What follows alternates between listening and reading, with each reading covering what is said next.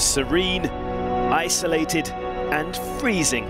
Not ideal conditions if you're a WRC mechanic and used to far warmer climes.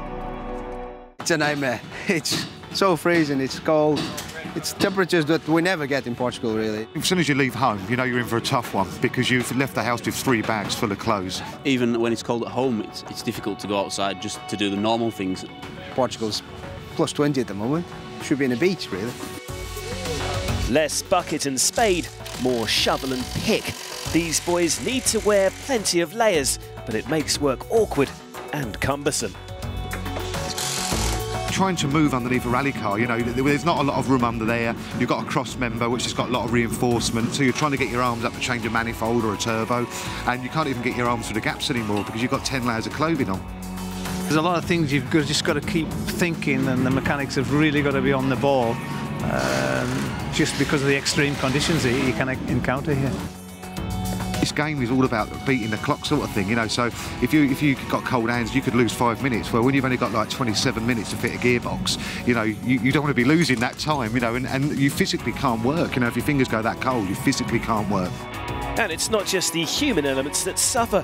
The equipment struggles in these conditions too. Well, the tools are the same, it's just we have to give them somewhere warm.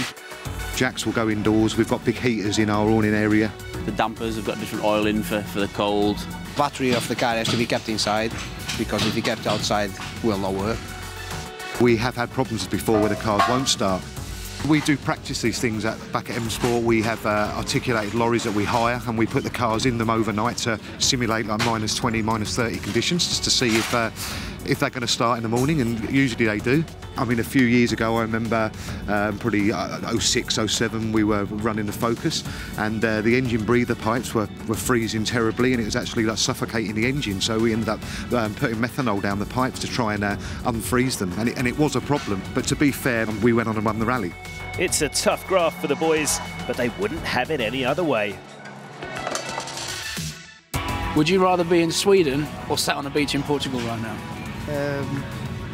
I'd rather be here and try to win the rally.